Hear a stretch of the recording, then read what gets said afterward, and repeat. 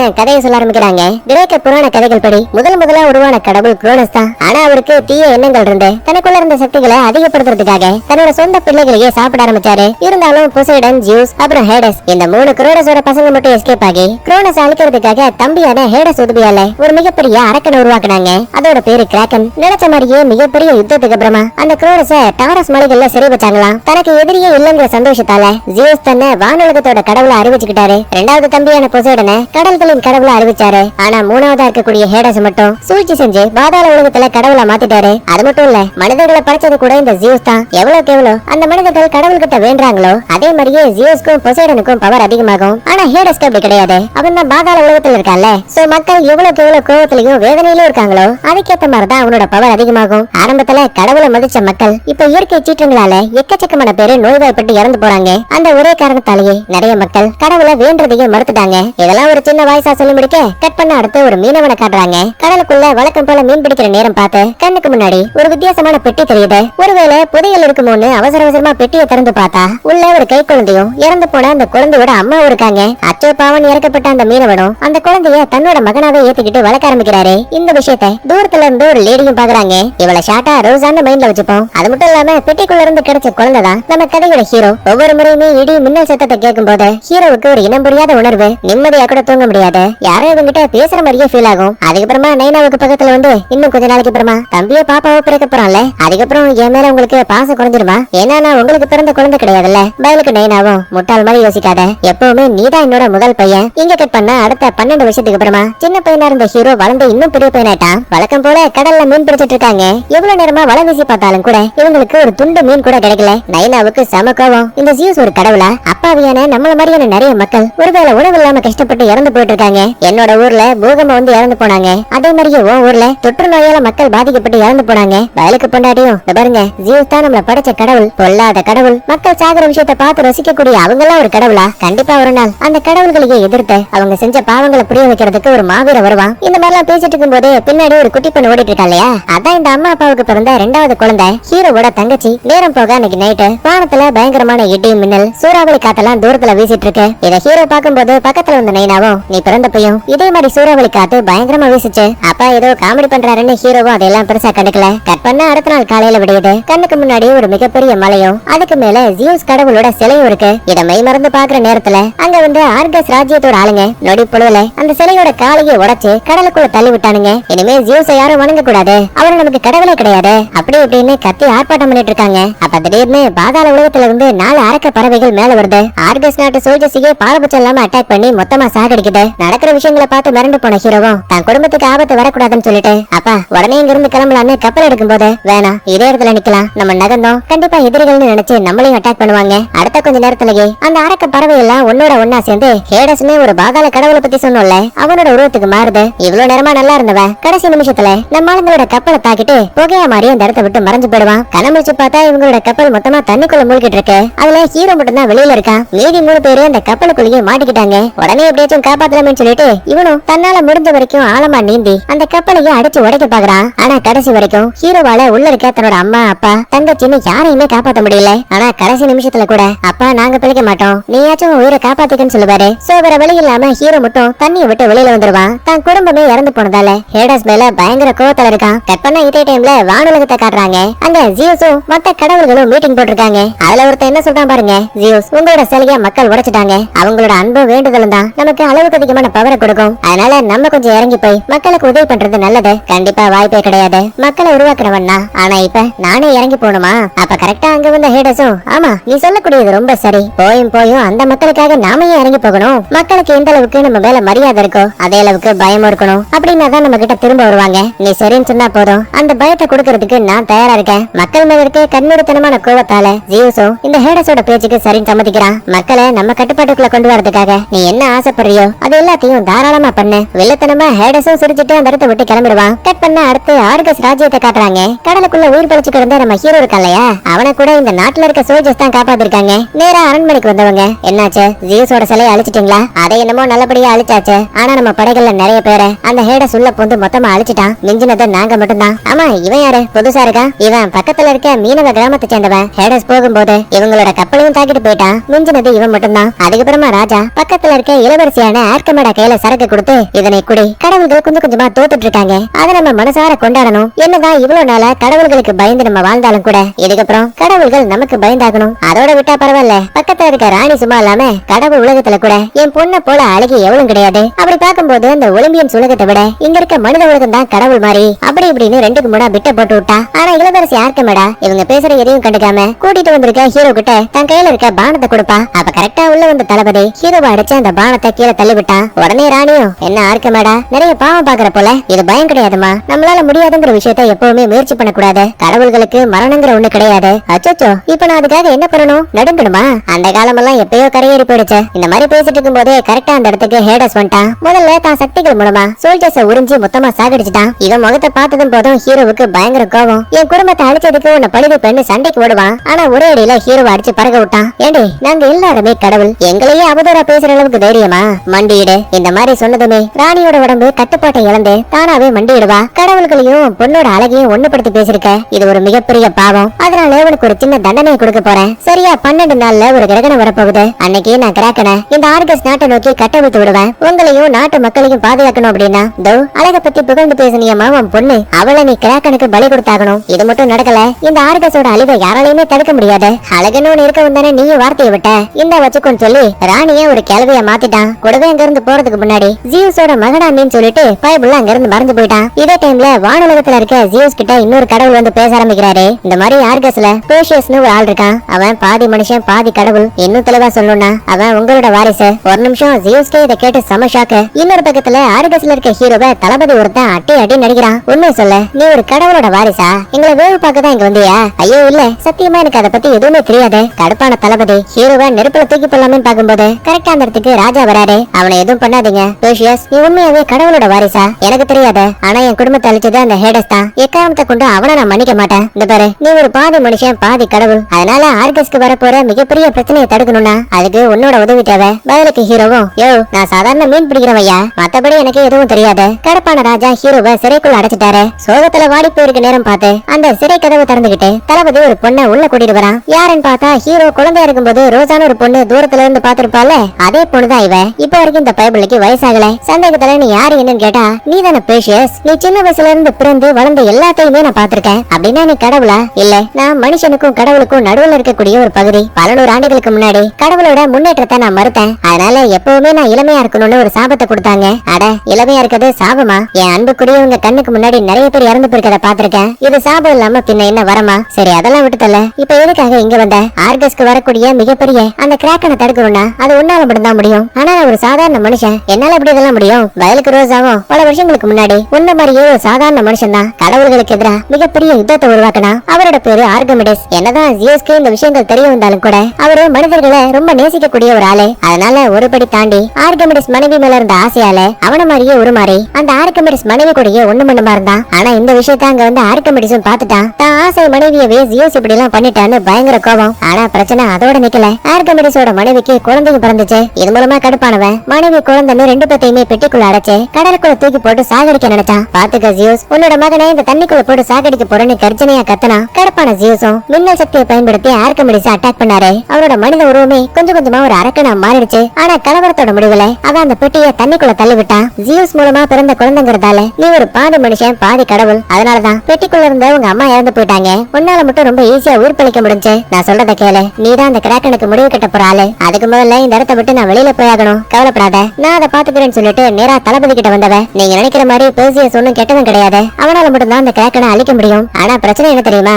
கிராக்கனை எப்படி அழிக்கணும்னு யாருக்கும் தெரியாது. அதனால இந்த இடத்தை விட்டு மர சூனியக்காரிகள் வாழக்கூடிய பாதாள உலகத்துக்கு போயாகணும். அவங்க கிட்ட கண்டிப்பா நம்ம கேட்கிற கேள்விக்கான பதில் கிடைக்கும். அரசருக்கு எப்படியாச்சும் தான் பொண்ணு ஆர்கமிடாவை காப்பாத்தியாகணும். அதனால வேற வழி இல்லாம தளபதியும் இந்த டீலுக்கு சரின்னு சம்மதிக்கிறான். தேவையான ஆயுதங்களையும் உடல் கவசங்களையும் தூக்கிட்டு ஆர்கஸை விட்டு வெளியில போகும்போது கரெக்டா 2 ரவுடி பசங்க முன்னாடி வராங்க. யோ பாஸ், நீ அந்த மர சூனியக்காரியை தேடி போறல, கண்டிப்பா நானும் என் ஃப்ரெண்டும் உங்களுக்கு உதவியா இருப்போம். எங்களையும் கூட்டிட்டு போங்க. வேணாம், இதால ஊருக்கு ஆபத்து வரும். யோ, ஆபத்தெல்லாம் அல்வா சாப்பிடுற மாதிரி அப்படின்னா வந்து தோலன்னு சொல்லிட்டு மொத்த பேருமே இந்த இடத்தை விட்டு கிளம்புறாங்க. கட் பண்ண அடுத்த இந்த ஆர்கஸ் நாட்டுக்கு கீழே ஒரு ரகசியமான சுரங்க பாதை இருக்கு. அங்கதான் சில வருஷங்களுக்கு முன்னாடி தான் மனைவி அவங்களுக்கு பிறந்த ஜியோஸோட வாரிசு இந்த 2 பேரையும் பெட்டிக்குள்ள வச்சு தூக்கி போட்டு ஆர்கமிடிஸ் இருக்கான்ல, அவன் இன்னும் உயிரோட வாழ்ந்துட்டு இருக்கான். அப்ப அந்த இடத்துக்கு வந்த ஹேடஸும் உனக்குள்ள ஜியோஸ் அழிக்கணுங்கிற வெறி ரொம்ப அளவுக்கு அதிகமா இருக்கல்ல, அந்த ஆசைய நான் நிறைவேற்றுறேன். ஆனா அதுக்கு பதிலா நீ எனக்கு ஒரு உதவி பண்ணி பண்ணி ஆகணும். நீயே ஒரு கடவுள் தான், உன்னை நான் எப்படி நம்புறது? என் சகோதரன் ஜியூஸால தான் பாதாள உலகத்துல மாட்டிருக்கேன். ஆனா இப்ப நான் வெளியில வரதுக்கு ஒரு பெரிய பிளான் போட்டு வச்சிருக்கேன். அதோட சின்ன தொடக்கம் தான் நான் வெளியில கொண்டு வர போற அந்த கிராக்கன். எனக்காக ஜியூஸோட பையன் பேசியஸ் தேடி கண்டுபிடிச்சு நீ அழிக்கணும். நீ செய்ய போற உதவிக்காக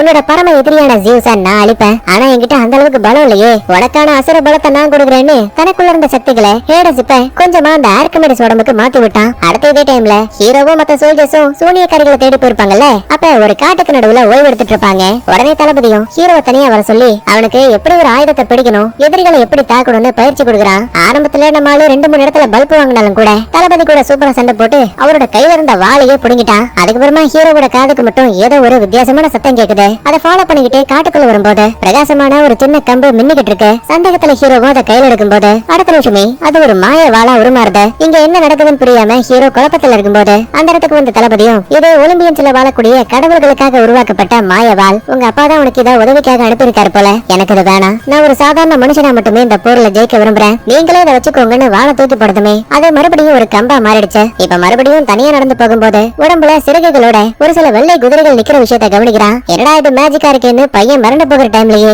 ஒரு கருப்பு குதிரை அந்த இடத்துக்கு பறந்து வருது. இத பார்த்ததுமே மத்த குதிரைகள் அங்கிருந்து மறைஞ்சு போயிடுது. அப்ப அங்க வந்து ரோசாவும் கவலைப்படாத, இவனோட பேரு பெகசஸ். இதுக்கு முன்னாடி எந்த ஒரு மனுஷனும் இது மேல சவாரி பண்ணதில்ல. ஆனா உன்னால முடியும். சரியான நேரம் வரும்போது கண்டிப்பா அவனே உங்ககிட்ட திரும்ப வருவான். இந்த மாதிரி பேசிட்டு இருக்கும்போது காட்டுக்குள்ள 2 சோல்ஜர்ஸ் எல்லாம் தொலைஞ்சு போன ஹீரோவை தேடிட்டு இருப்பாங்க. அப்ப ஏதோ ஒண்ணு ஒரு சோல்ஜரை அட்டாக் பண்ணுது. பயந்து போனவன் ஐயோ அம்மான்னு கத்தும் போது ஹீரோவுக்கு முன்னாடி இருந்த அந்த கருப்பு குதிரையும் பயந்து வானத்துல பறந்து போயிடும். ஆளுங்களுக்கு ஏதோ ஒரு ஆபத்துன்னு சொல்லிட்டு ஹீரோவும் இப்ப அந்த சத்தம் வந்த இடத்துக்கு ஓடி வரும்போது முன்னாடி அந்த ஆர்கிமிடிஸ் வந்து நிக்கிறான். நீதான் ஜியூஸோட வாரிசா?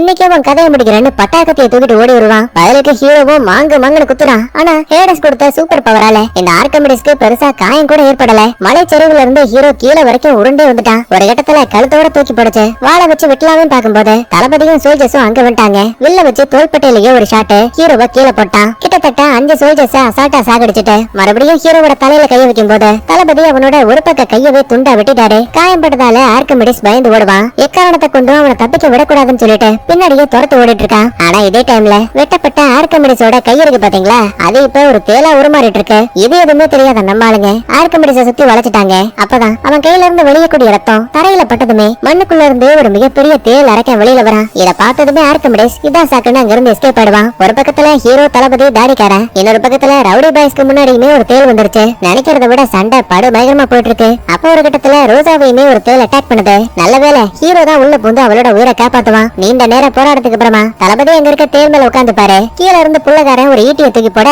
டக்குன்னு உடம்போட ஒரு குத்து. ஒரு தேலோட கதை முடிஞ்சிருச்சு. ரெண்டாவதா ஹீரோவை ஒரு தேல் கடிக்க வரும்போது அதோட வாய்க்குள்ளேயே போய் கத்திய உள்ள விட்டு கியர் போட்டு அதையும் கொண்டுட்டான். அப்பாடா ஒரு வழியா பிரச்சனை எல்லாம் முடிஞ்சு போச்சுன்னு பெருமூச்சு விடும்போது மறுபடியும் மிகப்பெரிய உருவத்துல 3 தேல் முன்னாடி வந்து நிக்குது. போச்சுரா நமக்கு இன்னைக்கு பால் கன்ஃபார்ம் பண்ணி முடிவே பண்ணிடுவானுங்க. அப்பதான் திடீர்னு மர வடிவத்துல வித்தியாசமான ஒரு சில பேரு முன்னாடி வராங்க. கைகளை நீட்டி ஒரு சில வார்த்தைகளை உச்சரிச்சதுமே அந்த தேல் பூச்சிகளுக்கு ஒரு வித்தியாசமான வழி ஏற்படுது. இது மூலமா அதே இடத்துல அமைதியா உட்கார்ந்துரும். சந்தேகத்துல ஹீரோவும் ஆமா இவங்க எல்லாம் யாரு? இவங்க பாலைவன மந்திரவாதிகள், கட்ரோக்கள்னு சொல்லுவாங்க. இவங்க மனுஷனும் கிடையாது அரக்கனும் கிடையாது, மர வடிவத்துல வாழக்கூடிய மந்திரவாதிகள். இந்த கூட்டத்துக்கு ஒரு தலைவர் இருப்பாரு, அவரை ஷார்ட்டா ஜின்னு மைண்ட்ல வச்சுப்போம். இதே டைம்ல ஹீரோவுக்கு என்னாச்சுன்னு தெரியல, அவனோட ஒரு பக்க கை மட்டும் பயங்கரமா வலிக்குது. என்னன்னு பார்க்கும்போது நடந்த கலவரத்தால அந்த ஆர்கிமிடிஸ் ஹீரோவோட கையை கடிச்சிருப்பான். அது மூலமா ஒரு பக்க கையில மட்டும் பயங்கரமா விஷம் ஏறிட்டு இருக்கு. சோ வலி தங்க முடியாம நம்மால அதே இடத்துல விழுந்து கதறிக்கிட்டு இருக்கான். உடனே தளபதி உள்ள போந்து உங்க அப்பா கிட்ட உதவி கேளு, கண்டிப்பா அவரு உன்னை காப்பாத்துவாரு. ஆனா ஹீரோ பாருங்க தான் உயிரை போனாலும் பரவாயில்ல, எக்காரணத்தை கொண்டும் ஜியூஸ் கிட்ட உதவியே கேட்க மாட்டேன்னு ரொம்ப பிடிவாதமா இருக்கான். கட் பண்ண அடுத்து ஆர்கஸ் நகரத்தை காட்டுறாங்க. அங்க இருக்கக்கூடிய பூசாரி சும்மா இல்லாம மத்த மக்களை உசுப்பேத்தி விட்டுட்டு இருக்கான். அதுவும் என்னன்னு இன்னும் கொஞ்ச நாள்ல கிராக்கன் இங்க வரப்போகுது. இந்த ராஜ்யத்துல இருக்க ஒட்டுமொத்த மக்களும் ராஜ்யமும் அழியணுமா, அப்படி இல்லன்னா இளவரசியான ஒருத்தி சாகணுமா? என்னை பொறுத்த வரைக்கும் ஊருக்காக ஒருத்திய பலி கொடுக்கறது தப்பு இல்ல. நம்ம செஞ்ச தப்புக்கு நானே என்னோட முதல் காணிக்கை கொடுக்குறேன்னு அங்க இருக்க நெருப்புல கையை காட்டி பொசுக்கிட்டாங்க. இத பார்த்ததும் போதும் மத்த ஆளுங்க இந்த பூசாரி கூட சேர்ந்துட்டானுங்க. இன்னொரு பக்கத்துல இறந்து போன சோல்ஜர்ஸ்க்கு முறைய அடக்கம் பண்ணிட்டாங்க.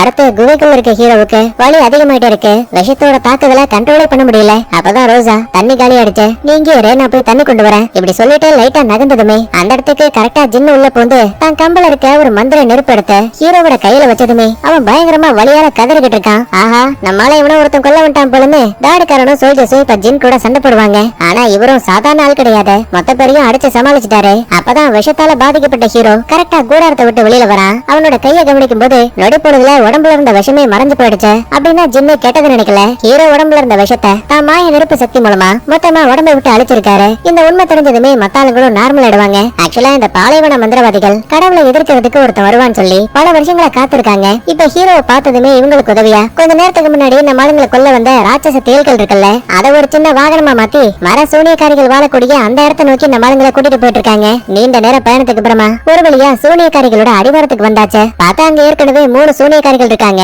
ஆனா அவங்க கிட்ட ஒரே ஒரு கண் மட்டும் தான் இருக்கு. பரவாயில்லையே, வந்திருக்க கூடியது ஜியோஸோட ரத்த சொந்தம். நீ பெர்சியஸ் தானே? ஆமா. என்கிட்ட ஒரு கேள்வி இருக்கு. கிராக்கனை எப்படி சாகடிக்கிறது? கிராக்கன் எந்த ஒரு ஆயுதத்துக்கும் பயப்படுறது கிடையாது. உடனே தளபதியோட பிள்ளையும். ஆனா கண்டிப்பா கிராக்கனை அழிக்கிறதுக்கு ஏதாவது ஒரு வழி இருக்கும். ஆமா, அதுக்கான பதில் உங்களுக்கு தெரியணும்னா எனக்கு ஒரு உயிர் தியாகம் தேவைன்னு டக்குனு ஹீரோவா லாக் பண்ணுவாங்க. உடனே மத்த சோல்ஜர்ஸ் எல்லாம் சும்மா இருப்பாங்களா? சூனியக்காரிகள் கூட பயங்கரமா சண்டை. இந்த கலவரத்துல கரெக்டா ஒரு சூனியக்காரி தன் கையில இருந்த கண்ணை இன்னொரு சூனியக்காரிக்கு தூக்கி போடும்போது அதை நம்ம ஹீரோ அலேக்கா புடிச்சிட்டான். என்கிட்டயே உங்க ஆட்டத்தை காட்டுறீங்களா? இந்த பாரு, கிராக்கனை எப்படி அழிக்கணுங்கிற விஷயத்த நீ சொல்லல. உங்களோட கண்ணை இந்த பள்ளத்துக்குள்ள தூக்கி போட்டுருவேன். இதுக்கப்புறம் சூனியக்காரிகளால உண்மையை சொல்லாம மறைக்க முடியாது. நீ நினைச்ச மாதிரியே கிராக்கனை சாகடிக்க ஒரு வழி இருக்கு. அது மெடுசா. இங்க இருந்து சரியா தெற்கு பகுதியில ஒரு பாதாள குகை இருக்கு. அங்கதான் அவ வாழ்ந்துட்டு இருக்கா. அவரோட கண் பார்வை பட்டா போதும் நீங்க எல்லாருமே சிலையா மாறிடுவீங்க. ஒருவேளை தப்பி தவறி மெடுசாவை சாகடிச்சு அவரோட தலையை நீ எடுத்தா கூட கிராக்கனை எதிர்த்து சண்டை போடும்போது கண்டிப்பா நீ இறந்து போயிடுவேன்னு சொல்லுவாங்க. ஆனா ஹீரோ அதையெல்லாம் பெருசா கண்டுக்காம தெற்குல இருக்க பாலைவன கேவுக்கு வராங்க. நான் போய் சுத்தி பார்த்துட்டு வரேன்னு ஹீரோ லைட்டா தனியா வரும்போது குல்லாவை போட்ட யாரோ ஒருத்தன் ஹீரோவை ஃபாலோ பண்ணிட்டு வரான். கத்தி முனையில யாருன்னு கேள்வி கேட்கும் போது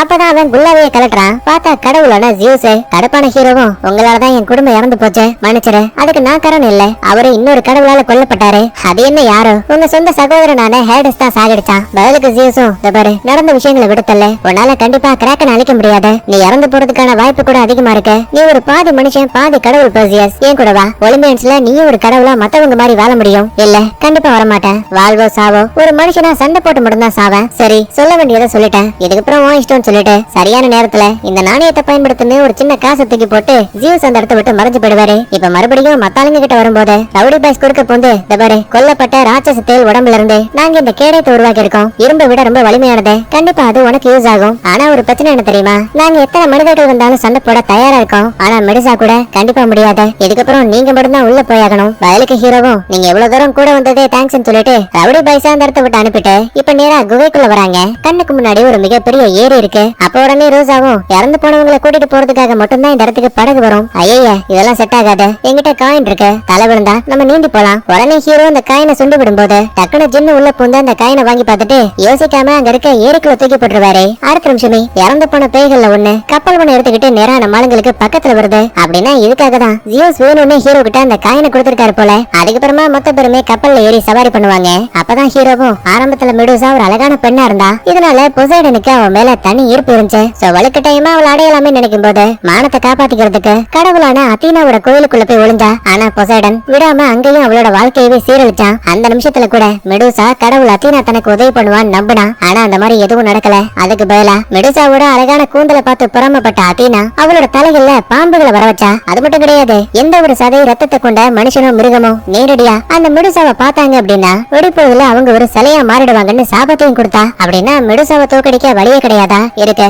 நேரடியா அவ கண்ணை பார்க்காம சண்டை போட்டா மட்டும்தான் உண்டு. ஆனா இதுல ஒரே ஒரு நல்ல விஷயம் என்னன்னா பெண்கள் கிட்ட அந்த மெடுசாவோட பவர் வேலை செய்யாது. ஆண்களை மட்டும்தான் சிலையா மாத்தோம். கூடவே என்னால அந்த மெடுசாவோட கோட்டைக்குள்ளேயும் வர முடியாது. நீங்க மட்டும்தான் தனியா போயாகணும். பதிலுக்கு சரின்னு சொல்லிட்டு சோல்ஜர்ஸும் ஹீரோவும் தனித்தனியா பிரிஞ்சு அந்த கோட்டைக்குள்ள தேட ஆரம்பிக்கிறாங்க. அப்ப மறைஞ்சிருந்த மெடுசா தாடிக்காரன் ஒருத்த மேல அம்ப விடும்போது அவன் தெரியாதனமா அவன் பள்ளத்துக்குள்ள விழுந்து இறந்து போனது மட்டும் இல்லாம ஹீரோவையும் ஜின்னையும் தள்ளி விட்டுருவான். நல்ல வேலை, நூலிலையில ஒரு தூண்ல கத்திய சுருகி நம்ம ஹீரோ ஜின்னோட உயிரை காப்பாத்திடுவான். இந்த கலவரத்துல தளபதியோட முதுகுலையுமே ஒரு அம்பு குத்திருச்சு. ஆனா தலைவன் அதையும் உடைச்சு போட்டுட்டு மெடுசாவை தேட ஆரம்பிக்கிறாரு. இன்னொரு பக்கத்துல தளபதியும் ஒரு சோல்ஜரும் மெடுசாவை தேடிட்டு இருக்கும் போது டேய் தப்பு தவறு கூட அவன் முகத்தை பாத்துறாதன்னு பேசிட்டு பின்னாடி திரும்பும் போது கரெக்டா மெடுசா உள்ள பூந்து அந்த சோல்ஜரை சிலையா மாத்திட்டா. தளபதியோட புள்ளகாரனுக்கு இத பார்த்து சம ஷாக்கு. பயத்துல என்ன பண்றதுன்னு தெரியாம கத்திய கண்ணா பண்ணு சுத்திக்கிட்டு ஏ மெடுசா எங்க விழுந்திருக்க, தைரியம் இருந்தா எனக்கு முன்னாடி வான் கத்தும் போது அவன் முன்னாடி வந்து பார்த்ததும் போதும் தளபதியோட புள்ளக்காரனும் ஒரு சிலையா மாறி மேல இருந்து கீழே விழுந்து மொத்தமா உடஞ்சே போயிட்டான். அப்பதான் ஹீரோவும் டே ஜின்னு அந்த மெடுசாவை நான் உன் பக்கமா கொண்டு வரேன், சரியான நேரம் வரும்போது அவளோட தலையை வெட்டிரு. பிளான் போட்ட மாதிரியே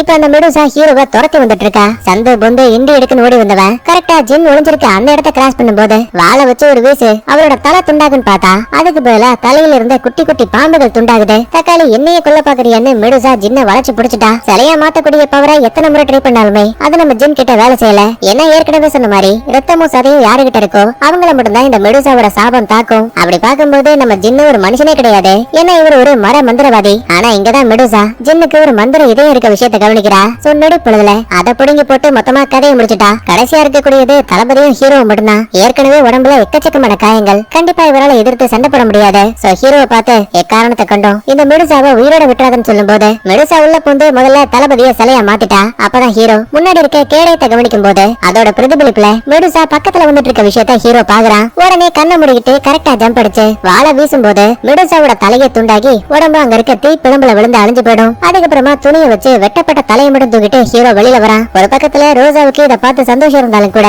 மத்தாளுங்க இறந்து போயிட்டாங்களேன்னு வருத்தம் அதிகமாகுது. அப்ப திடீர்னு பின்னாடி வந்த ஆர்கமிடிஸ் ரோசாவோட முதுகுலையே ஒரு குத்து, காயம்பட்டு சுருண்டு கீழே விழுந்துட்டா. வயலுக்கு ஹீரோ சும்மா இருப்பானா? ஆர்கமிடிஸ் கூட பயங்கரமான சண்டை, உடைக்கவே முடியாதுன்னு சொன்ன கேடயம் இருக்குல்ல, அதை கூட இந்த ஆர்கமிடிஸ் அசால்ட்டா உடைச்சிட்டான். அடுத்து என்ன பண்ண போறோம்னு தெரியாம குழப்பத்துல இருக்கும்போது இறந்து போன தளபதி பேக் எல்லாம் வெளியில விட்டுட்டு போயிருப்பாரு. ஆக்சுவலா அதுக்குள்ளதான் ஹீரோவோட அப்பா கொடுத்துட்டு போன மாய கம்பு இருக்கும். இப்ப அது தடுமாறி கீழே விழுது. ரோசாவோட உயிரை காப்பாத்தணும்னா இந்த வால் எடுத்து சண்டை போட்டா மட்டும்தான் முடியுங்கிற விஷயத்த ஹீரோ புரிஞ்சுக்கிறான். சோ டக்குன்னு அந்த கம்பை கையில எடுக்கும் போது அது ஒரு மாய வாளா உருமாறுது. அலைக்கா ஜம்ப் அடிச்சு மண்டையை கட்டி ஒரு வெட்டு. அவன் என்ன ஏதுன்னு யோசிக்கிறதுக்குள்ளேயே மறுபடியும் வயித்துல ஒரு குத்து. அடுத்த நிமிஷமே பாக்குறதுக்கு மிருகம் போல இருந்த ஆர்கமிடிஸோட உருவம் மறுபடியும் மனுஷனா உருமாறுது. தான் சாக போற கடைசி நிமிஷத்துல கடைசியில நீயும் உங்க அப்பா மாதிரியே கெட்டவனா மாறிட்டேன்னு சொல்லிட்டு ஆர்கமிடிஸ் அதே இடத்துல இறந்து போயிடுவாரு. அதுக்கப்புறமா ரோசாவுக்கு பக்கத்துல வந்தவன் ஒண்ணு இல்ல நீ சரியாடுவ, நான் உன்னை காப்பாத்துறேன். இல்ல பேசியஸ், நிலைமை கைமீறி போயிடுச்சு, உன்னால என்ன காப்பாத்த முடியாது. ஆனா நீ முடிக்க வேண்டிய வேலை இன்னும் இருக்கு. மேல பாரு, கிரகணம் வேற ஆரம்பிச்சிருச்சு. நீ உடனே ஆர்கஸ்க்கு போயாகணும். இந்நேரத்துக்கு அந்த ஹேடஸ் தன்னோட கிராக்கனை கட்ட ஊத்து விட்டுருப்பான். இல்ல என் வாழ்க்கையில எல்லா நிமிஷங்களையும் என் கூட இருந்தேன்னு சொன்னல, உன்னை விட்டு நான் எங்க போவேன்னு ஒரு காதலி கிட்ட பேசுற மாதிரியே பேசுவான். கவலைப்படாத, நான் இறந்தே போனாலும் கூட உன்னோட ஞாபகங்கள் என்ன சுத்தி இருக்கும்னு சொல்லிட்டு பாவம் அதே இடத்துல இறந்து போயிடுவா. காத்தோட காத்தா மறைஞ்சு போயிடுவா. அப்பதான் கரெக்டா வானத்துல இருந்து அந்த கருப்பு குதிரை பறந்தபடி ஹீரோ கிட்ட வருது. நம்ம கிட்ட அதிக நேரம் இல்லங்கிற விஷயத்த புரிஞ்சுக்கிட்டு அவசரமா வெட்டப்பட்ட தலையை தூக்கிட்டு ஹீரோ இப்ப குதிரை எல்லாம் அங்க இருந்து கிளம்புறான். இன்னொரு பக்கத்துல கடவுள்கள் யாரும் இல்லாத நேரத்துல ஹேடஸ் இப்ப ஜியூஸ பார்க்க வந்திருக்கான். ஏற்கனவே பிளான் போட்ட மாதிரி ஜியூஸ் கிட்ட அனுமதி வாங்கி இப்ப கிராக்கனையும் கட்ட விட்டு விட்டான். ஒட்டுமொத்த கடலும் கொந்தளிக்க ஆரம்பிக்குது. மக்களுக்குள்ள இருக்க பயம் அதிகமாகுது. அப்பதான் ஆர்கஸ் நகரத்துல இருக்க பூசாரி உள்ள பூந்து இளவரசிய பலி கொடுத்தே ஆகணும்னு சொல்லிட்டு மத்த ஆளுங்களோட உதவியால கோட்டை சுவருக்கு மேல இருக்க பலிமேடையில அவளை கட்டி போட்டுக்கிட்டு இருக்கான். கொஞ்சம் கொஞ்சமா அந்த கிராக்கன் பக்கத்துல வந்துட்டு இருக்கு. உருவத்துல ஒரு மலையை விட ரொம்ப ரொம்ப பெருசா இருக்கு. ஆனா இதே டைம்ல ஜியூஸ்க்கு தனக்குள்ள இருக்க பவர் கம்மியாகிற மாதிரி இருக்கு. சந்தேகத்துல ஹேடஸ் கிட்ட என்னாச்சுன்னு கேட்கும்போது பரவாயில்லையே இப்பயாச்சும் இந்த கேள்வியை கேட்கணும்னு தோணுச்சு. ஆர்கஸ் ராஜ்யத்தை கிராக்கன் தாக்கும் போது மக்கள் உன்ன வேண்டுவாங்கன்னு தப்பு கணக்கு போட்டியில்ல, அதான் கிடையாது. மொத்த பேருக்கும் கிராக்கனை பார்த்ததுமே வந்தது பயம்தான். உனக்கு ஞாபகம் இருக்கா? பாதாள உலகத்துல பயம்தான் எனக்கான உணவு. கூடவே உன்னை கடவுள் வணங்க மறுத்துட்டாங்க. சோ உனக்குள்ள இருக்க பவர் கம்மியாயிடுச்சு, பயத்தால எனக்குள்ள இருக்க பவர் அதிகமாயிடுச்சு. ஏண்டா டேய், எவ்வளவு பெரிய பிளான போட்டு என்ன பாதாள உலகத்துக்கு அனுப்புனேன், உன்னை சும்மா விட்டுருவனா? இனிமே இது என்னோட ஆட்டம். கிராக்கனை வச்சு ஒட்டுமொத்த உலகத்தையும் அழிப்பேன். இது மூலமா மக்கள் உங்களை நிரந்தரமா வேண்ட மாட்டாங்க. பதிலுக்கு ஜியூஸும் என்னால உன்னை தடுக்க முடியலனாலும் கூட கண்டிப்பா என்னோட பையனான பெர்சியஸ் இருக்கான். அவன் அந்த கிராக்கனை அழிப்பாங்கிற நம்பிக்கை எனக்கு இருக்கு. ஓ அப்படியா, சரி வெயிட் பண்ணு. முதல்ல உன் பையன் கதையை முடிச்சிட்டு அப்புறமா உன்கிட்ட வரேன். கட் பண்ணா அடுத்து ஆர்கஸ் ராஜ்யத்தை காட்டுறாங்க. நம்ம ஹீரோ ஒரு வழியா குதிரையிலேயே பறந்து இங்க வரைக்கும் வந்துட்டான். கிராக்கன் ஒரு பக்கத்துல ஆர்கமிடாவுக்கு பக்கத்துல போயிட்டு இருக்கு. சரின்னு ஹீரோவும் காப்பாத்தலாமேன்னு கிட்ட போகும்போது கரெக்டா வில்ல உள்ள போந்து தன்னோட அரக்க பறவைகளை ஏவி விட்டான். ஹீரோவை பயங்கரமா அட்டாக் பண்ணி அவன் கையில இருந்த அந்த வெட்டப்பட்ட தலையை கொத்தா தூக்கிடுச்சு. ஆனா நம்மால் சும்மாவா குதிரையோட உதவியாலேயே அந்த ஜந்துக்களை விடாம துரத்து போயிட்டு இருக்கான். அவ திடீர்னு எங்க இருந்த ஒரு மிருகம் உள்ள போந்து அந்த ஜந்துக்களை டபக்குன்னு கவுது. என்னன்னு பார்க்கும்போது நம்ம ரவுடி பாய்ஸ் இருந்தானுங்கல்ல, அந்த பைபிளைங்க தான் ராட்சச தேல்ல உட்காந்து ஹீரோவை துரத்தி வந்த அரக்க ஜந்துக்களையும் பிடிச்சிருக்கானுங்க. நம்மளுக்கு இதை பார்த்து அளவு கடந்த சந்தோஷம். அதே டைம்ல முன்னாடி ஒரே ஒரு ஜந்து மட்டும் தான் போயிட்டு இருக்கு. இப்படியே விட்டா மெடுசாவோட தலை நமக்கு கிடைக்காதுங்கிற பயத்தால யோசிக்காம டக்குன்னு குதிரையை விட்டு அந்த பறக்கிற ஜந்து மலையை தாவி குதிக்கிறான். நிலத்தரு மாதிரி நம்ம ஹீரோயினை பலி கொடுக்கறதுக்கு ஒரு மேடையில வச்சிருப்பாங்கல்ல, அந்த நெருப்பு மலையை விழுந்து அரக்கனை சாகடிச்சுட்டு ஹீரோ மட்டும் வெளியில வந்துருவான். இதே டைம்ல கிராக்கன் வேற இளவரசியை சாகடிக்க கொஞ்சம் கொஞ்சமா மேல வந்துட்டு இருக்கு. பாக்குறதுக்கு நல்லா சர்வ லட்சணமா இருக்கு. உடனே அவசரமா மெடுசாவோட தலையை தூக்கிட்டு இளவரசியை காப்பாத்த பக்கத்துல போகும்போது பிளான் போட்ட மாதிரியே கரெக்டா கிராக்கனும் வெட்டப்பட்ட மெடுசாவோட தலையை பார்த்து கொஞ்சம் கொஞ்சமா அது ஒரு முழுமையான சிலையா மாறி அதே இடத்துல உடஞ்சு விழுந்துரும். நடக்கிற விஷயங்களை பார்த்து கடவுளையே எதிர்க்கிறியான்னு ஒரு ஈட்டி எடுத்து ஹீரோ மேலேயே விட பாப்பான். ஆனா அப்ப உள்ள பூந்த ராஜா வேணா அப்படி எல்லாம் பண்ணாதன்னு தடுக்கும் போது பூசாரி பையன் என்ன யோசிச்சான்னு தெரியலங்க, டக்குன்னு மறைச்சு வச்சிருந்த கத்தி எடுத்து வயிற்றுலயே ஒரு குத்து. ராஜாவோட கதை கோவிந்தா. இப்ப கிராக்கனோட உடல் பாகங்கள் உடஞ்சு விழும்போது அதுல ஒரு கல்லு இளவரசியை வழி கொடுக்க பார்த்த பூசாரி இருக்கான் பாத்தீங்களா, அவன் மேல விழுந்து பயப்புள்ள கைமாவாயிட்டான். நடந்த சம்பவங்களால ஹேடஸ்க்கு செம்ம கோபம். என் செல்ல பிராணியவே கொண்டுட்டியா, உன்னை சும்மா விட மாட்டேன்னு கிட்ட வரும்போது ஹீரோ சும்மா இருப்பானா? தான் அப்பா கொடுத்த மாய வாள் இருக்குல்ல,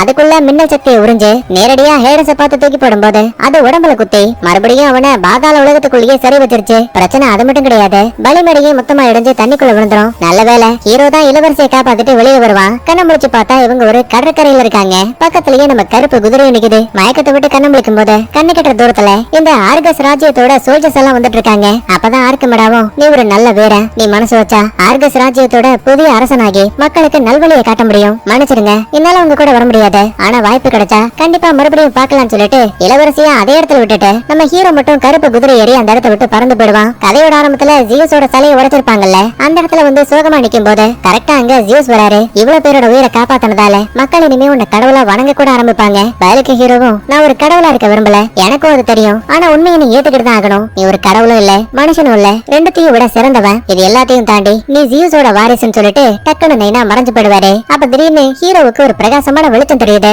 என்னன்னு திரும்பி பார்க்கும்போது இறந்து போன ரோசா இருக்கா பாத்தீங்களா, அவளுக்கு திரும்ப உயிரை கொடுத்திருக்காரு. ஏன்னா மனிதர்களை உருவாக்குறதுக்கான பவரே ஜியூஸ் கிட்ட மட்டும்தான் இருக்குல்ல. ஆனா இதுல இன்னொரு பிரச்சனை என்னன்னா, இந்த பிறப்புல ரோசாவுக்கு இளமை கிடையாது. ஒரு சாதாரண மனுஷிய போலதான் அவளுக்கு வயசாகும். ஆனா ஹீரோ அதையெல்லாம் பெருசா கண்டுக்காம ரோசா திரும்ப கிடைச்ச வரைக்கும் சந்தோஷம் சொல்லிட்டு அவளை கட்டி பிடிச்சு முத்த மலைய பொழியறான். கூடவே கல்யாணம் பண்ற மாதிரியும் காட்டி இந்த இடத்துல முதல் பாகத்தை முடிக்கிறாங்க. இப்ப ரெண்டாவது பாகத்தோட ஆரம்பத்துல சில வருஷங்களுக்கு அப்புறமா நம்ம ஹீரோனுக்கு உடம்பு முடியாம பாவம் இறந்து போயிடுறாங்க.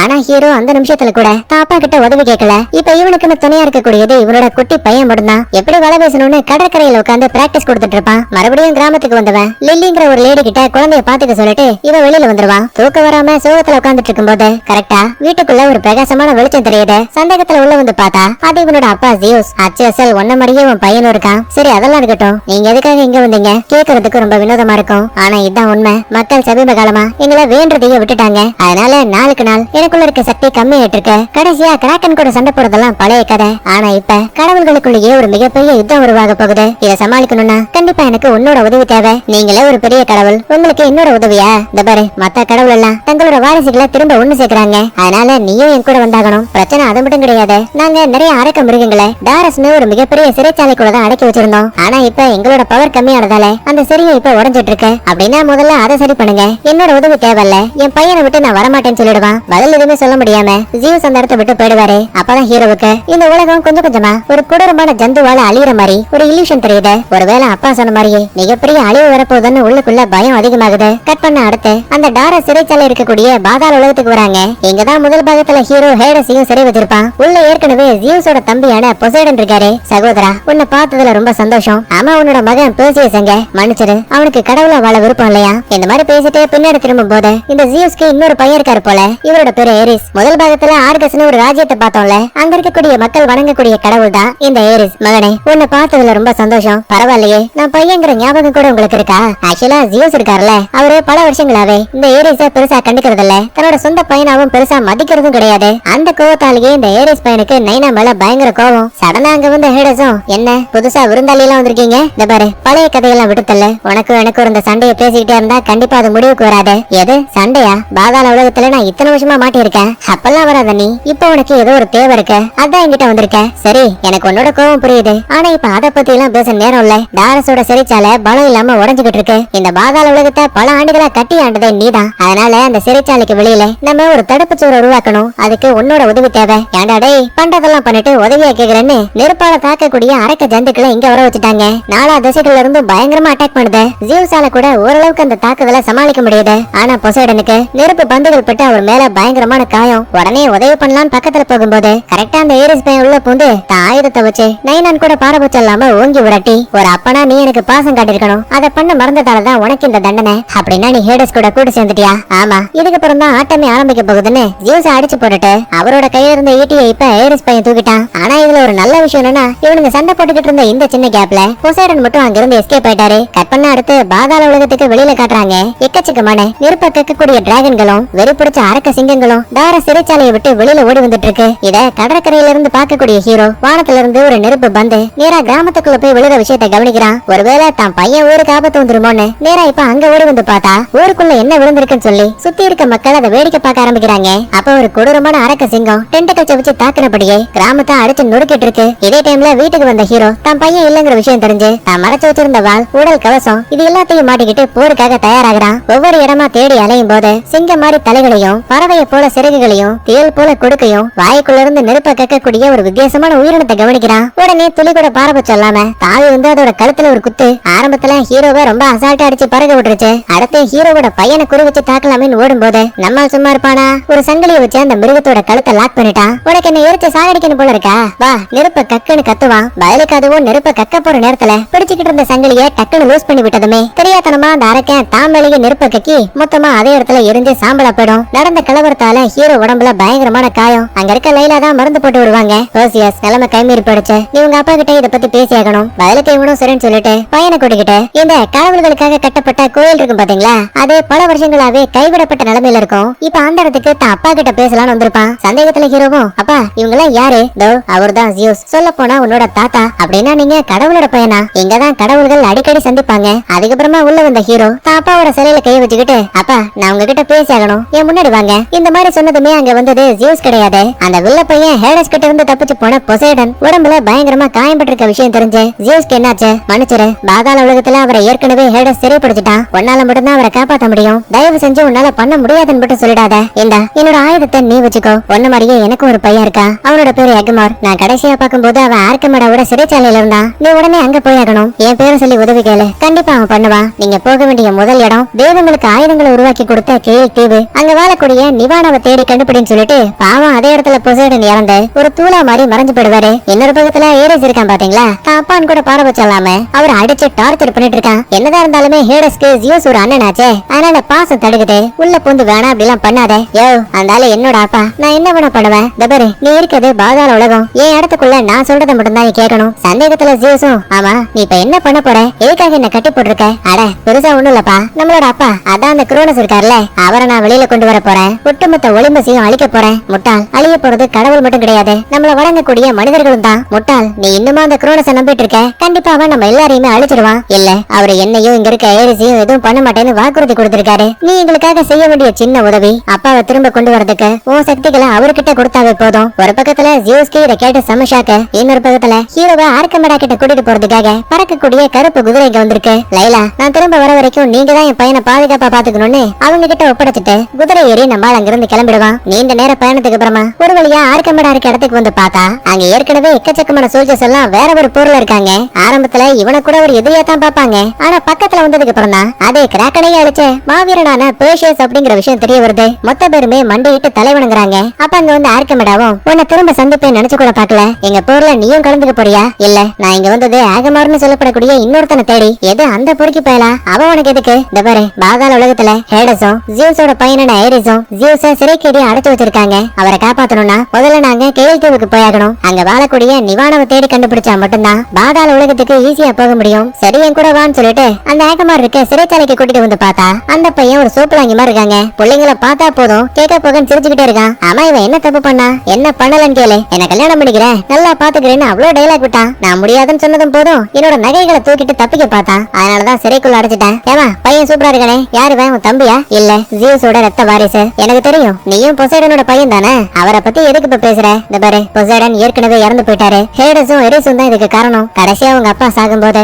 என் பேரை சொல்லி உதவி கேளுன்னு சொன்னாரு. அதனாலதான் உன்கிட்ட வந்தேன். நம்ம உடனே கேல் தீவுக்கு போயாகணும். இதை கேட்டதுமே எகமாரோட முகமே மாறி போயிடுச்சு. கூடவே கேல் தீவை கண்டுபிடிக்க நான் உனக்கு ஹெல்ப் பண்றேன்னு நம்ம ஹீரோ ஆர்கமடா அப்புறம் சோல்ஜர்ஸ் ஒரு படகு மூலமா இவங்க கேல் தீவை நோக்கி கிளம்புறாங்க. சந்தேகத்துல ஹீரோவும் ஆமா இதுக்கு முன்னாடி எத்தனை தடவை அந்த கேல் தீவுக்கு போயிருக்கேன், நான் எங்க போனேன்? இதான் என்னோட முதல் முறை. சொல்ல போனா அந்த தீவு கூட எங்க இருக்குன்னு எனக்கு தெரியாது. அட பாவி, அப்படின்னா எங்களை ஏமாத்திட்டியா? சாச்சா இல்லவே இல்ல, என் அப்பாவோட ஆயுதத்தை கூட அதை நமக்கு வழிகாட்டும். சரின்னு ஹீரோவும் ஆயுதத்தை கையில கொடுத்ததுமே அதுக்குள்ள இருக்க பவரை பயன்படுத்தி படகுல ஒரு குத்து குத்துவான் பாருங்க. அடுத்த நிமிஷமே கேல் தீவு எந்த பக்கத்துல இருக்குன்னு அந்த படகு இப்ப வழிகாட்ட ஆரம்பிக்குது. நீண்ட நேர பயணத்துக்கு அப்புறமா ஒரு வழியா நம்மளுங்க கேல் தீவுக்கு உள்ள வந்துட்டாங்க. அங்க எக்கச்சக்கமான மரங்கள் உடைஞ்சு போயிருக்கு. ஏப்பா உள்ள ஏதாவது காட்டு விலங்குகள் இருக்குமோ? ஒருவேளை தார சிறைச்சாலைக்குள்ள இருந்து தப்பிச்சு வந்த அரக்க மிருகங்கள் கூட இங்க இருக்கிறதுக்கான வாய்ப்பு இருக்கு. எதுக்கும் பாதுகாப்பா இருங்க. இப்படி எல்லாம் பேசிட்டு போயிட்டு இருக்கும் போது இந்த எகமார் பையன் தெரியாதனமா ஒரு பொருளை கால வைக்க ஒரு கூண்டு மாதிரி ஒண்ணுக்குள்ள மாட்டிக்கிட்டாங்க. அது மட்டும் கிடையாது, மேல தொங்க விடப்பட்டிருக்க கயிறுகள் மூலமாவே காட்டோட மறுபக்கத்துக்கு அந்த கூண்டு போயிட்டு இருக்கு. விடாம ஹீரோ பின்னாடியே அந்த கூண்டை துரத்தி வரும்போது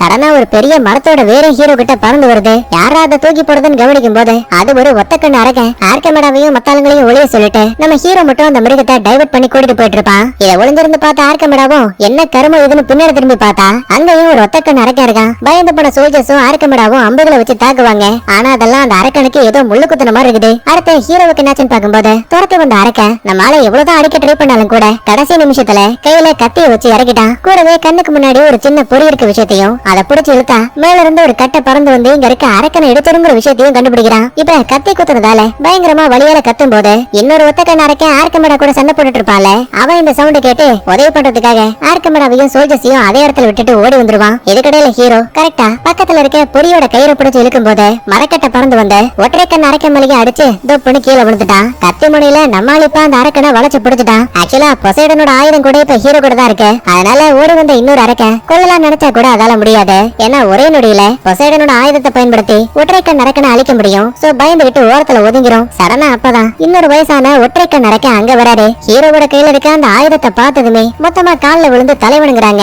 என்ன ஏதுன்னு பாக்கும்போது நம்மளுங்க தேடி வந்தா அந்த நிவானா இருக்காரு பாத்தீங்களா, அவருக்கு கீழே வேலை பார்க்கக்கூடிய அரக்கர்கள் தான் இந்த 3 பேருமே. சோ இப்ப இவங்க ஒரு பக்கத்துல அந்த நிவானாவை பாக்குறதுக்காக காட்டுக்குள்ள பயணம் பண்ணி போறாங்க. இதுக்கடையில அந்த வெள்ள பையன் ஹேடஸ் இருக்கால, கொஞ்சம் கொஞ்சமா ஜியூஸ் உடம்புக்குள்ள இருந்து மந்திர சக்திகளை உறிஞ்சு சிறை வைக்கப்பட்ட குரோனஸ் உடம்புக்கு மாத்திட்டு இருக்காங்க. ஆனா இது எதுவுமே தெரியாத நம்மளுங்க ஒரு வழியா அந்த நிவானா இருக்கக்கூடிய கேவுக்கு வந்துட்டாங்க. உள்ள வந்து பார்த்தா இவருமே ஒரு குட்டி கடவுள் மாதிரிதான். இவருக்குன்னு ஒரு தனி ஆயுதம் கூட இருக்கும். ஜியூஸ் இப்ப ஆபத்துல இருக்காரு. பொசைடன் சாகிறதுக்கு முன்னாடி உங்களை பார்த்தா உதவி கிடைக்கும்னு சொல்லிட்டு இறந்து போனாரு. ஆக்சுவலா ஜியூஸ் இப்ப பாதாள உலகத்துக்குள்ள இருக்காரு. நீங்க தான் எப்படியாச்சும் ஹெல்ப் பண்ணி ஆகணும். ஆரம்பத்துல யோசிக்கிற நிவானோ சரி நம்பி வந்துட்டீங்க, உங்களை கைவிட மனசு இல்லைன்னு சொல்லிட்டு அங்க இருக்க பூமி வடிவத்துல இருக்க ஒரு கம்பியை சுத்தி விடும்போது அது டக்குன்னு ஓபன் ஆகுது. பார்த்தா பாதாள உலகம் மாதிரியே அத்தியாவசியம் இங்க ஒரு படம் வைக்கப்பட்டிருக்கு. ஆமா இது எப்படி உங்களுக்கு கிடைச்சது தம்பி, உனக்கு இன்னும் விஷயம் தெரியாதா?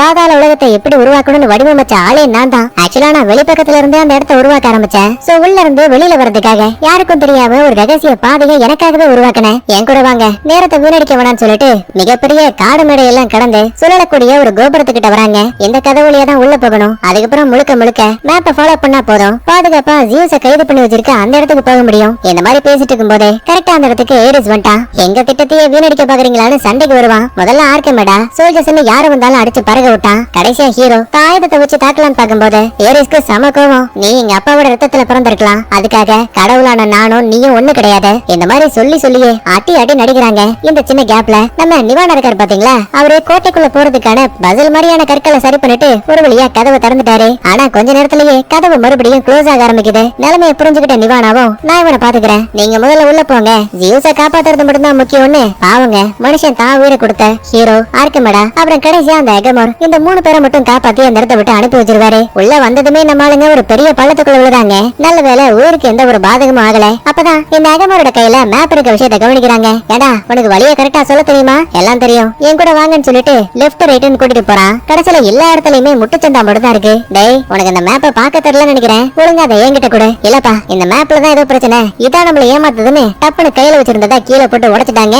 பார்த்தா அடுத்த நிமிஷமே சுத்தி இருந்த பாறைகள் எல்லாம் நம்ம ஆளுங்களை அடிச்சு நசுக்க வந்துட்டு இருக்கு. உயிருக்கு பயந்து எந்த பாறைகள்லயும் மாட்டாம திருச்சி ஓடுவாங்க. அப்போ ஒரு இடத்துல ஆர்கமேடா மட்டும் ஒரு சின்ன பாறைக்குள்ள போய் லாக் ஆடுவா. உடனே அவளை காப்பாத்தலாம்னு சொல்லிட்டு ஹீரோவும் அந்த அகமோரும் அந்த பாறையை தாங்கி பிடிச்சுப்பாங்க. இது மூலமா ஆர்கமேடாவும் பாறையை பிடிச்சுக்கிட்டு இருந்த அகமோரும் வெளியில வந்துட்டாங்க. கடைசியா ஹீரோ வரலாமே நினைக்கும் போது இவனால முடியல, பாறைகளை உடைச்சுக்கிட்டு கீழே இருக்க பள்ளத்துல வந்து லாக் ஆயிட்டான். தான் எங்க இருக்கும்னு புரியாம குழப்பத்துல இருக்கும் போது கரெக்டா ஹீரோவோட பையன் அப்பா நான் இங்கதான் பாருக்கேன், என் கூட வாங்கன்னு சொல்லிட்டு கூப்பிடுற மாதிரியான சத்தம் கேக்குது. ஆரம்பத்துல என்னதான் நம்ம ஹீரோ அந்த சவுண்ட ஃபாலோ பண்ணிட்டு போனாலும் கூட ஒரு கட்டத்துல இது எல்லாமே பொய்யுங்கிற விஷயம் தெரிய வருது. சடனா அப்போன்னு பார்த்து மறைஞ்சிருந்த ஒரு காலை இறக்க நம்ம ஹீரோவையும் அட்டாக் பண்ண பாக்குறான். ஆரம்பத்துல நம்மளால எவ்வளவு காயம்பட்டாலும் கூட ஒரு கட்டத்துல தான் பையனோட ஞாபகமா இவங்கிட்ட இருந்த ஒரு மர கத்தி இருக்கும், அதை வச்சு டப்புன்னு ஒரு குத்து காலை இறக்கனோட கதை முடிஞ்சு. அடுத்த நிமிஷமே என்னாச்சுன்னு தெரியல, நம்மால் நடந்து போறதுக்கு ஒரு புது பாதை கிடைக்குது. அதே டைம்ல ஹீரோவை தேடி ஆர்கமேடாவும் அந்த அகமாரும் எங்க வந்துட்டாங்க. கண்ணுக்கு முன்னாடியே ஜியூஸை கட்டி போட்டிருக்க இடமும் தெரியுது. உடனே அவசர அவசரமா நம்மளுங்க இப்ப அந்த இடத்தை நோக்கி ஓட அப்பதான் ஜியூஸும் ஹேடஸை கூப்பிட்டு என் வாழ்க்கை முடிய போகுது, குரோனஸ் வெளியில வந்துட்டா கண்டிப்பா மனிதர்கள் கடவுள்கள்னு எல்லாரும் அழிஞ்சு போயிடுவாங்க. அதனால இப்ப வரைக்கும் நான் யாருகிட்டயுமே சொல்லாத ஒரு வார்த்தை, என்ன மன்னிச்சிடு, நான் உனக்கு தெரிஞ்சோ தெரியாமையோ நிறைய தப்புகளை பண்ணிருக்கேன் அப்படி இப்படின்னு மனுஷன் ரொம்ப மனசுடைஞ்சு பேசுவாரு. ஹேடஸ்கே சொல்ல போனா இதை கேட்டு ரொம்ப கஷ்டமா போயிடுது. இத பின்னாடி இருந்து பார்க்கக்கூடிய அந்த ஏரிஸ் சும்மா இல்லாம ஏயா ஜியூஸ் மேலேயே பாவப்படுறியா, உன்ன மாதிரி ஒரு ஆள் உயிரோட இருக்க கூடாதுன்னு இப்ப ஹேடஸோட கதையவும் முடிக்க பாக்குறாங்க. 2 பேருக்கு இடையில பயங்கரமான சண்டை. இந்த சின்ன கேப்பை யூஸ் பண்ணிக்கிட்டு ஹீரோ ஆர்கமேடா அப்புறம் அந்த அகமார் 3 பேர் உள்ள புந்து பொசைடனோட ஆயுதத்தை பயன்படுத்தி ஜியூஸ் உடம்புல இருக்க சங்கிலி எல்லாம் அடிச்சு உடைச்சு ஒரு வழியா அவரை காப்பாத்திட்டாங்க. ஆனா அதே டைம்ல இவ்வளவு நாளா சிறைப்பட்டு கிடந்த அந்த குரோனஸ் இருக்கான் பாத்தீங்களா, அவன் ஜியூஸ் உடம்புக்குள்ள இருந்து பவர்ஸ் எல்லாத்தையும் உறிஞ்சு இப்ப மறுபடியும் அந்த பயபலிக்கு உயிர் கிடைச்சிருச்சு. இதே டைம்ல ஏரிஸ் இருக்கான்ல, ஹேடஸோட வயிற்றுலயே கத்திய வச்சு குத்திட்டு அவரோட ஈட்டியவே பிடுங்கி தப்பிக்க பார்த்த ஜியூஸோட முதுகுலயே ஒரு குத்து. நல்ல வேலை கடைசி நிமிஷத்துல தன்னை தனக்குள்ள இருந்த மிச்ச மீதி பவரை பயன்படுத்தி பாதாள உலகத்தை விட்டு நம்ம ஆளுங்க எல்லாரையும் காப்பாத்திட்டு மறுபடியும் மேல் உலகத்துக்கு வந்துருவாரு. உடனே ஆர்கமேடாவோட கேம்புக்கு வந்தவங்க உடம்புல இருக்க காயங்களுக்கு மருந்து போட பாக்குறாங்க. அப்பதான் ஜியூஸும் எனக்குள்ள இருக்க பவர் போயிடுச்சு, அதனால இப்போதைக்கு நான் ஒரு சாதாரண மனுஷன், கண்டிப்பா கொஞ்ச நேரத்துல இறந்து போயிடுவேன். இப்போதைக்கு அந்த குரோனஸை தடுக்கணும்னா அதுக்கு இருக்க ஒரே ஒரு வழி பொசைடன், ஹேடஸ், அப்புறம் என்னோட ஆயுதம், இது எல்லாமே ஒண்ணு சேர்ந்தா மட்டும்தான் உன்னால அந்த குரோனஸை அழிக்க முடியும். ஆனா ஹீரோவுக்கு இங்கதான் இன்னொரு பிரச்சனை. ஏற்கனவே வில்லப்பனோட ஆயுதத்தை வச்சுதான் ஏரிஸ் இந்த ஜியூஸை தாக்கிருப்பான். அதனால ஹீரோ கிட்ட இப்ப அந்த ஆயுதமும் பொசைடனோட ஆயுதமும் இருக்கு. ஆனா ஜியூஸோட ஆயுதம் அது அந்த ஏரிஸோட கையில இருக்கு. வேற வழி இல்ல, நான் அவன் கூட சண்டை போட ஜெயிச்சா மட்டும்தான் அந்த ஆயுதம் கிடைக்கும்னு சொல்லிட்டு தான் மனசுக்குள்ளேயே ஏரிஸ் நீ ஒரு கடவுள், நான் ஒரு சாதாரண மனுஷன் சொன்னல, நமக்குள்ள இருக்க பலத்தை ஒலிம்பியன்ஸோட கோயிலுக்கு வா, அங்க சண்டை போட்டு முடிவெடுக்கலாம்னு சொல்லுவான். பதிலுக்கு ஏரிஸும் சரின்னு சம்மதிக்க கருப்பு குதிரையோட உதவியால 2 ஆயுதங்களை தூக்கிட்டு பறக்கும் குதிரையோட உதவியால நம்மால ஒலிம்பியன்ஸோட கோயிலுக்கு வந்துட்டான். இதுக்கடையில ஆர்கமேடாவும் அவளை சுத்தி இருக்க சோல்ஜர்ஸும் கண்டிப்பா குரோனஸ் வெளியில வரும்போது அவன் கூட இருந்த அடிமைகளும் வெளியில வருவாங்க. அவங்க எல்லாத்தையும் நம்ம தடுக்கணும்னு சொல்லிட்டு எக்கச்சக்கமான ஆயுதங்களையும் சோல்ஜர்ஸ்க்கு நெருப்பு மூலமா காயப்படாத மாதிரி உடம்பு ஃபுல்லா துணியை சுத்திக்கிட்டு சேறுகளால ரொம்ப பாதுகாப்பா தான் உடம்பையும் நினைச்சுப்பாங்க. இவங்களுக்கு உதவியா நம்ம எகமாரும் இருக்கான். நினைச்ச மாதிரியே குரோனஸ் மலையை உடைச்சுக்கிட்டு வெளியில வந்ததுமே அவனோட அடிமைகள் 4 கைகளை கொண்ட அரக்கர்கள் சங்க சக்கர மாதிரி சுத்திக்கிட்டு சண்டை போடுவாங்க. முடிஞ்ச வரைக்கும் நம்ம ஆளுங்க அதுங்களை எதிர்த்துட்டு இருக்காங்க. இதுக்கடையில ஒலிம்பியன்ஸ் கோயிலுக்கு வந்த ஹீரோவுக்கு முன்னாடி அந்த ஏரிஸ் நிக்கிறான். கூடவே அவனுக்கு பக்கத்துல ஹீரோவோட சொந்த பையனும் நிக்கிறான். என்னப்பா உன் மகன் பெருசா கொடுத்த மர கத்திய நீ அந்த பாதாள உலகத்திலேயே விட்டுட்டு வந்துட்டியா? அதனாலதான் அது யாருக்கு சொந்தம்னு அதை தேடி கண்டுபிடிச்சு உன் பையனை இங்க கொண்டு வந்த. வேணா, என் பையனை எதுவும் பண்ணாத. அட உன் பையனை நான் என்னப்பா பண்ண போறேன்? அவன் முன்னாடி உன்னதான் சாகடிக்க போறேன். அதை பார்த்து அவன் வேதனையால துடிக்கணும், அதை நான் பார்த்து ரசிக்கணும். அப்படின்னா ஏன்டா வேடிக்கை பாக்குற? வா சண்டை போடலாம்னு சொல்லும் போது மாறி மாறி அடிச்சுக்கிறானுங்க. ஏரிஸ்க்கு கடவுளோட சக்தி அதிகமா இருக்கு, அதனால பாறையோட பாறையா ஹீரோவை இடிச்சு தள்ளுறாங்க. இன்னொரு பக்கத்துல இப்ப திரும்பி இருக்க ஹேடஸ் மறுபடியும் ஜியூஸ் கிட்ட வரா. சகோதரா, நீ சாக வேண்டிய அவசியம் கிடையாது, என் சக்திகள்ல பாதியை உனக்கு கொடுக்குறேன்னு சாக கிடந்த ஜியூஸ்க்கு திரும்ப உயிரை கொடுக்குறான். கண்ணை முடிச்சதுமே என்ன மன்னிச்சிருன்னு சொல்லும் போது அட பரவாயில்ல விடு, நானும் நிறைய தப்புகளை பண்ணிருக்கேன், ஆனா இப்ப அதை பத்தி பேச வேண்டிய நேரம் கிடையாது. 2 பேரும் ஒன்னா சேர்ந்து குரோனஸ் கூட சண்டை போடலாம். இந்த மாதிரி இவங்க ஒரு பக்கத்துல பேசிட்டு இருக்க இதே டைம்ல நம்ம ஹீரோ ஏரிஸ் கூட பயங்கரமா சண்டை போட்டவன் ஒரு கிட்டத்துல கரெக்டா அவனோட கழுத்தை பிடிச்சு லாக் பண்ணிட்டான். தப்பிக்க ட்ரை பண்ணாலும் முடியல. இதான் சாக்கன்னு கத்தி எடுத்து கரெக்டா நெஞ்சு பகுதியிலேயே ஒரு குத்து. ரத்த வெள்ளத்துல ஏரிஸ் உயிருக்கு போராடிக்கிட்டு இருக்கான். உடனே இதான் சாக்கன்னு அவன் முதுகுல இருந்த தான் அப்பாவோட ஆயுதத்தையே பயன்படுத்தி டக்குன்னு வயிற்றுல ஒரு குத்து. நொடி பொழுதுல ஏரிஸும் காத்தோட காத்தா மறைஞ்சு மொத்தமா அழிஞ்சு போயிட்டான். ஒரு வழியா இப்ப நம்ம ஆளுங்களுக்கு 3 ஆயுதம் கிடைச்சாச்சா? சோ இப்ப அதை ஒன்னா சேர்த்து ஒரு சக்தி வாய்ந்த இன்னொரு ஆயுதமா மாத்துறாங்க. இதுக்கடையில ஜியூஸும் ஹேடஸும் தனக்குள்ள இருக்க பவர்ஸை பயன்படுத்தி ஓடி வந்த அரக்கர்களை பொழந்து கட்டுறாங்க. ஆனா குரோனஸ ஜியூஸ் தாக்கும் போது அது பெருசா பாதிப்பையும் ஏற்படுத்தல. இது வேலைக்கு ஆகாது, வா 2 பேரும் ஒன்னா தாக்கலான்னு அட்ட டைம்ல அடிக்கும் போது ஓரளவுக்கு அந்த குரோனஸும் தடுமாறி தொப்புன்னு கீழே விழுந்துருவான். ஆனா பதிலுக்கு அவஞ்சமா இருப்பானா ஓங்கி தரையில ஒரு குத்து குத்துனதுமே அதுல இருந்து வெளிவரக்கூடிய பவரை ஹேடஸ தள்ளி விட்டு ஜியூஸ் மட்டும் தனியா தடுப்பாரு. ஆனா 2வது முறையா தாக்கும் போது இவரால தாக்கு பிடிக்க முடியல. பாவம் அதே இடத்துல காயம்பட்டு விழுந்துருவாரு. நல்ல வேலையா அதே டைம்ல ஹீரோவும் மாய ஈட்டியை தூக்கிட்டு கரெக்டா அங்க வந்துட்டான். முதல்ல தீ பிளம்புகளை தூக்கி போட்டு அட்டாக் பண்ணுவான். இருந்தாலும் ஹீரோ வண்டியை வளைச்சு நினைச்சு ஓட்டி எப்படியும் அதுல மாட்டாம எஸ்கேப் ஆயிடுவான். ஆனா 2வது முறை நெருப்ப நேரா குதிரையை பார்த்து கக்குவாங்க. ஏற்கனவே சொன்ன மாதிரி இது கடவுள் மூலமா உருவாக்கப்பட்ட குதிரை, அதனால நெருப்பால காயம்பட்டா கூட இந்த குதிரைக்கு எதுவுமே ஆகல. மிரண்டு போன குரோனஸ் வாய பொழந்து ஷாக் ஆவான். இதான் கரெக்டான டைம்னு குதிரையோட ஹீரோ வாய்க்குள்ளேயே பறந்து போயிடுவான். மந்திர ஈட்டியோட உதவியால உடம்ப பயங்கரமா காயப்படுத்தி கடைசியில வயிற்றுக்குள்ளேயே தூக்கி போட்டான். அதுவும் கண்ணா பின்னாடி எல்லா இடங்களையும் பட்டு ஒரு கட்டத்துல குரோனஸ் சம்பவ இடத்துலயே அழிஞ்சு போயிடுவான். இவன் மூலமா வெளியில வந்த அரக்கர்களும் மொத்தமா அழிஞ்சு போயிடுவாங்க. அப்புறம் என்னப்பா, நல்லபடியா உலகத்தையும் நம்ம ஹீரோ காப்பாத்தியாச்சு. அடுத்த நேராத்த அப்பாவுக்கு என்னாச்சுன்னு பாக்கலான்னு போகும்போது ஹேடஸ் உள்ள போந்து என்ன மன்னிச்சிடு, நடந்த எல்லா தப்புக்கும் நான் தான் காரணம், ஆனா அப்பா இப்ப நல்லா இருக்காருல, மன்னிச்சிடு, அவர் உனக்காக தான் உசுர பிடிச்சு வச்சிருக்காரு. பதில் எதுவுமே சொல்ல முடியாம ஹீரோ பக்கத்துல வருவான். அப்பதான் ஜியூஸும் என்னோட காலம் முடிஞ்சு போச்சு, நீ என்ன விட ஒரு நல்ல கடவுளா இருக்கிறதுக்கான தகுதி இருக்கு. சோ நான் போனதுக்கு அப்புறமா உனக்குள்ள இருக்க சக்திகளை நீ நல்ல வழியில பயன்படுத்தணும், உன்னோட உதவிக்கு நன்றி மகனேன்னு சொல்லிட்டு கடைசியில பாவம் நைனா அதே இடத்துல இறந்து போயிடுவாரு. அடுத்த நேரா ஹேடஸ் கிட்ட வரும்போது நான் ஜியூஸ காப்பாத்துறதுக்கு ஏற்கனவே என் பவரை கொடுத்துட்டேன், ஆனா கடைசி சண்டையில அவர் என்ன காப்பாத்த தன்னோட உயிரை விட்டுட்டாரு. இப்ப எனக்குள்ள மேஜிக்கல் பவர் இல்லங்கிற விஷயம் கூட எனக்கு பெரிய கவலையா தெரியல, ஆனா நான் ஒரு சாதாரண மனுஷனா வாழ போறேன் பாத்தியா, அதானே எனக்கு இருக்க பெரிய கவலைன்னு சொல்லிட்டு ஹேடஸ் அந்த இடத்தை விட்டு அமைதியா கிளம்பிடுவான். அதுக்கப்புறமா கூடாரத்துக்கு வந்த ஹீரோ ஆர்கமேடா தான் பையன் கூட பேசிட்டு இருக்க விஷயத்த கவனிக்கிறான். ஆக்சுவலா முதல் பாகத்திலேயே இந்த ஆர்கமேடா ஹீரோ மேல ஒரு சின்ன காதலோட தான் இருந்திருப்பா. இப்ப ஹீரோவுக்கும் மனைவி இல்ல. சோ யோசிக்காம பக்கத்துல வந்த ஹீரோ நொடி பொழுதுல அவளை கிஸ் பண்ணிடுவான். அவளும் வெக்கத்தோடய சிரிச்சிருவா. அப்படின்னா இவங்க 2 பேரும் இனிமே ஒண்ணு சேர போறாங்கன்னு அர்த்தம். அதுக்கப்புறமா தனியா வந்த ஹீரோ ஆரம்பத்துல இருந்தே உன் கைக்கு இந்த வால் வரக்கூடாதுங்கிறதுக்காக தான் நான் உன்னை கடைசி வரைக்கும் மீனவனா மட்டுமே வளர்க்க ஆசைப்பட்டேன், ஆனா இனிமேதான் போரே ஆரம்பிக்க போகுது. சோ இந்த வாளை பயன்படுத்த வேண்டிய நேரம் வந்தாச்சு. ஆனா குட்டி பையனால அந்த வாளை தாங்க முடியல, ரொம்ப வெயிட்டா இருக்கு. உடனே குட்டி பையன் தான் முழு பலத்தோட அந்த வாளை தாங்கி பிடிச்சிட்டு கஷ்டமா இருந்தாலும் சரிப்பா, கண்டிப்பா நான் இதை முயற்சி பண்ணுவேன் அப்படின்னா நம்ம ஆளுங்க அடுத்து வேற ஏதோ ஒரு போருக்கு தயாரா தயாரான மாதிரி காட்டி அப்படியே அந்த இடத்துல சூப்பரா படத்தையும் முடிக்கிறாங்க.